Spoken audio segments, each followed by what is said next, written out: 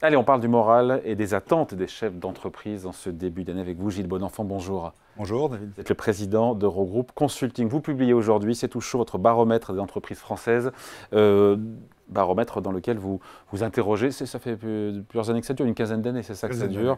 Les dirigeants d'entreprise, les grands groupes, les ETI, les PME sur les attentes, les besoins, les inquiétudes, avec cette année qui s'ouvre. Cette édition 2024 montre quoi? Que les dirigeants, ils abordent l'année avec ce sentiment général d'incertitude. Mais j'ai le sentiment que c'est tous les ans la même histoire. L'incertitude, j'ai envie de dire, on vit avec depuis maintenant 5 ans, tous les ans, tout le temps. Alors, vous le disiez, ça fait quelques années qu'on fait cette étude et la philosophie qu'on a depuis le début, c'est d'essayer de capter le moral des dirigeants en début d'année, d'être les premiers, d'ailleurs je vous remercie pour votre invitation, à communiquer sur ce moral des dirigeants. Sachant que cette année, on a élargi notre partenariat avec CCI France, on a un regard à la fois des chefs d'entreprise, grandes entreprises, grosses ETI, et puis également des PME. Alors non, ce n'est pas toujours la même chose. Non, mais l'incertitude, on ne vit pas avec la certitude quand on est dirigeant maintenant depuis Écoutez, la crise Covid. Il y a eu la guerre, post-Covid, si je fais un tout petit retour arrière, en 2022, donc même période, on publiait l'indice, et là on sentait dans les retours des dirigeants un enthousiasme.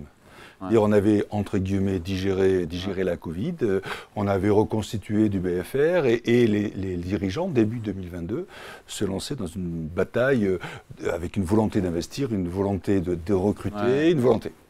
Et puis, février 2022, guerre en Ukraine, les incertitudes d'abord géopolitiques, mais également des impacts directs sur les entreprises, en particulier liés au coût de l'énergie. On fait qu'en 2023, donc je refais un petit peu d'historique, on se retrouve dans un truc où les dirigeants étaient dans l'expectative. Et aujourd'hui, on dit l'incertitude parce qu'ils ont des fondamentaux. D'ailleurs, on reviendra peut-être sur les grands défis de l'année, les grandes priorités. Ils ont des fondamentaux, ils auront fabriqué du BFR. BFR, besoin en fonds de roulement. Besoin en fonds de roulement, pardon. Ouais. Mais on sent que la vraie question, c'est qu'est-ce qui se passe autour. Eux, ils sont prêts à rebondir. Mais qu'est-ce qui se passe autour? Sachant qu'en cette fin d'année 2023, vous le rappeliez précédemment, un certain nombre de soutiens d'État. Le ministre de l'économie a évoqué la possibilité de prolonger les prêts garantis par l'État jusqu'en 2026, ce qui me semble être une bonne nouvelle pour un certain tissu industriel. L'évolution ou pas de ce qui va se faire sur les impôts de production, on voit qu'il y a eu un petit peu d'hésitation. Et donc on est dans un entre-deux. Vous l'évoquiez également juste avant sur qu'est-ce qui va se passer sur le canal de Suez pour les matières premières et les approvisionnements, sur un certain nombre de sujets. Donc on est dans une incertitude parce que si les choses vont pas trop mal, je pense que notre économie française est prête à rebondir. Et nos chefs d'entreprise sont prêts à rebondir. Si les choses s'enchaînent d'une certaine façon, on ne sait pas ce que ça va devenir. Donc ils sont dans quelle psychologie alors, les dirigeants? Alors il y a plusieurs sujets. D'abord, ce qu'il faut regarder, c'est finalement quelles sont leurs grandes priorités. Je crois que c'est ça qui est fondamental. Ils ont appris des crises passées. Je reviens sur mon sujet de besoin en fonds de roulement. Ils ont appris que quand on a de la liquidité, on est capable d'affronter un certain nombre de crises. Ils ont constitué de la liquidité pour une part d'entre eux. On reviendra peut-être sur les... Il y a eu un effet retard sur les dépôts de bilan. Hein. On est en train de les voir maintenant parce que toutes les aides ont été apportées. Mais donc il y a un vrai sujet, une vraie priorité qui s'appelle la rentabilité. Parce que c'est la seule façon de tenir le cap si ça tape fort. Aussi, au contraire, les opportunités se saisissent pour pouvoir investir. C'est une année où on mesure dans ce paramètre 4 grands sujets. L'investissement, la rentabilité, les effectifs, et on mesure cette logique-là en comparaison de la France et de l'international. C'est la première année où finalement, sur l'ensemble de ces éléments-là, on se retrouve quasiment comme en 2012. Donc ça, c'est intéressant à regarder. Donc prudence, volonté de rentabilité. Ils ont les uns et les autres une vision, que ce soit ETI ou PME, sur une rentabilité probable en 2024 qui ne sera pas si mauvaise que ça. Ils savent qu'ils doivent garder ce point-là, c'est leur priorité absolue. Et sur le reste, c'est un petit peu prudence et attente. On a essayé de mesurer la différence entre les PME et les grands groupes. Oui, c'était ma question, de savoir si finalement... C'est assez équivalent, sauf sur un sujet, c'est sur les effectifs, où en fait on avait vu une décrue très forte l'année dernière. Et là, les grands groupes sont plutôt dans une logique de reprise sur le recrutement, alors que les PME restent encore prudentes. Est-ce que l'optimisme ou le moral donc, des dirigeants d'entreprise, on a compris, il se dégrade, mais est-ce que, par rapport aux 15 années que vous avez de recul, il se dégrade de manière alarmante? Alors, il y a deux façons. Je reviens sur 2022, pardon, parce que c'était un repère. À l'époque, c'était aux périodes de Covid du variant Delta. On se disait, mais le moral des entreprises est aussi fort que ça. On s'interrogeait. Quand on regarde depuis 2022, on a perdu à peu près 20% au sens de cet optimisme-là. Mais il est encore bon, globalement. Il y a encore des ressorts. Vous faisiez référence, je suis président d'Europe Consulting dans le cabinet de conseil d'origine française, mais j'observe chez nos clients.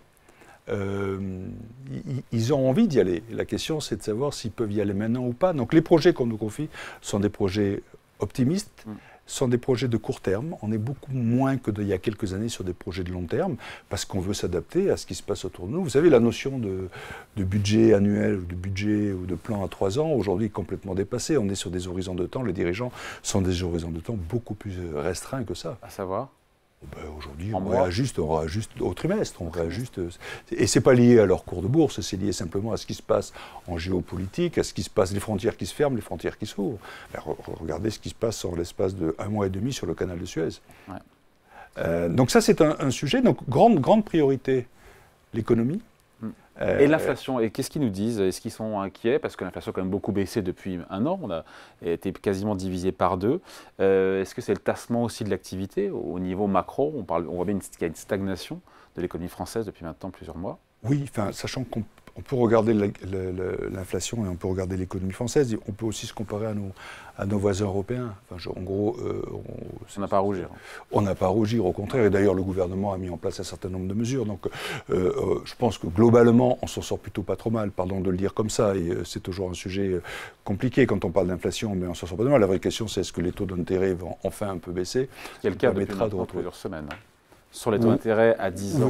Oui, bien sûr, mais parce qu'il y a toute une économie à relancer. Tant qu'on ne relance pas l'achat immobilier, tant qu'on ne relance pas le logement, on sait très bien que c'est un effet retard qui est absolument incroyable sur l'économie. Donc on manque de logements en France. Aujourd'hui, on est complètement... Et ça, il faut le relancer. Dans l'étude qu'on fait, on regarde plusieurs choses. Donc, quelles sont les priorités? Je l'évoquais à l'instant, rentabilité financière. Et puis, il y a des sujets d'actualité qu'on met sur la table. Et il y a des sujets, peut-être un peu d'inquiétude pour moi par rapport à une vision moyen-long terme ou court terme. Moyen-long terme, je trouve que sur les sujets de transition écologique ou de sujets, par exemple, liés à l'IA, je trouve que les décideurs ne sont pas assez à la manœuvre. Alors, je comprends qu'ils ont beaucoup de priorités à gérer, mais c'est un vrai sujet. Dans le sondage qu'on a fait, c'est peut-être un élément de distinction entre les PME et les grands groupes. Seulement 58% des grands groupes se sont investis au travers de l'IA comme un levier de compétitivité. Et je dis seulement 58%. Quand on pense que ça va toucher 30 à 40% des fonctions de l'entreprise, on dit qu'il y a quand même un décalage. 61% des PME ne se sentent pas concernés par l'IA. Et ça, c'est quelque chose qui, pour moi, alors le CES de Las Vegas ouvre aujourd'hui, c'est très B2C, le CES de Las Vegas, en tout cas ce qui est montré au titre de l'IA, mais on voit bien que c'est des sujets sur lesquels ça va vite. Enfin, je veux dire, mais c'est normal que les grands groupes, quelque part, ouvrent la voie et qu'après Servicel... Oui, mais que 58%, c'est quand même assez faible pour les grands groupes. Ouais. Souvenons-nous, il y a 14 mois, ChatGPT, on découvrait ChatGPT, regardez les mouvements, l'évolution et l'impact que ça a pu avoir en l'espace de 14 mois. Donc je pense que c'est des sujets sur lesquels il faut vite. Et indirectement liés à cette notion de technologie, je pense que sur le digital, on a un vrai sujet sur la cyber. Les cyber-risques sont le dernier point. L'année dernière, c'était le deuxième point de préoccupation. Donc j'ai attention parce qu'il y a de vrais sujets là-dessus. Et puis il y a un sujet de fond, qui est la transition écologique, sur lequel on a simplement 14% des dirigeants qui se sentent réellement concernés. Donc si on enlève la part réglementaire, on se dit que c'est encore un sujet à traiter pour de vrai et en profondeur. Gilles Bonenfant, comment est-ce que les chefs d'entreprise peuvent retrouver la confiance, plus de confiance dans ce contexte qui est compliqué d'incertitudes géopolitiques, monétaires, économique, inflationniste, etc., etc. Alors moi, je suis un éternel optimiste, donc je pense que les chefs d'entreprise, vous le disiez tout à l'heure, un chef d'entreprise doit trouver cette dynamique-là. Je vais donner un éclairage qui n'est peut-être pas rassurant, mais qui est quand même intéressant aussi à prendre en compte dans le cadre de ce qui s'est passé en l'espace de quelques années. Post-Covid, on faisait la même enquête, 80% des dirigeants souligner l'engagement, la confiance, pourquoi on avait passé cette crise Covid, c'est à cause et grâce aux collaborateurs et à leur engagement. Aujourd'hui, 40% des dirigeants se sentent préoccupés par l'engagement des collaborateurs. Ah. Et donc ce switch en très peu de temps est quand même assez inquiétant. Alors, une façon de répondre à votre question, comment les dirigeants peuvent...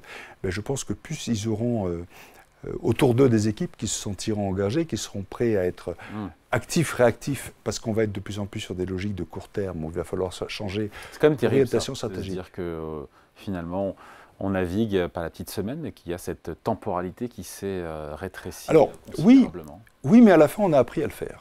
Si vous voulez, quand on regarde les crises passées, il y en a eu quelques-unes, j'allais dire les dirigeants des entreprises françaises, mais également les gouvernements, n'étaient pas à l'époque aussi vifs en mesure, en action.